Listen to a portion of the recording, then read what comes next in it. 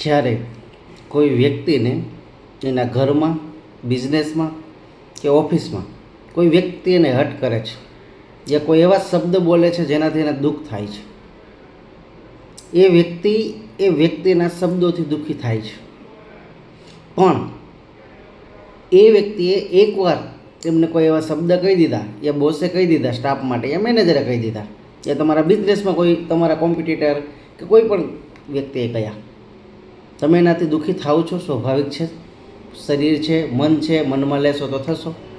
પણ તમે શું એ જાણો છો મિત્રો કે એ વ્યક્તિ તમને એકવાર જ્યારે દુઃખી કરે છે ને, ત્યારે તમારા માઇન્ડની અંદર તમે જ્યારે એને મળો છો કે જ્યારે એના વિશે વિચારો છો, જ્યારે એના વિશે કોઈ વાત કરે છે, ત્યારે તમને વાત યાદ આવે છે અને તમે દુઃખી થાવ છો.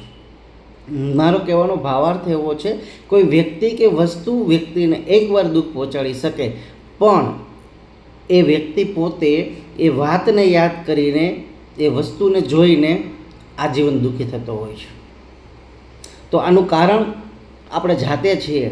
કોઈ વ્યક્તિએ દુઃખ પહોંચાડ્યું છે તો એને ભૂલવાની કોશિશ કરી, એને વારે વારે યાદ કરી અને આજીવન દુઃખી થવાથી કોઈ ફાયદો નથી.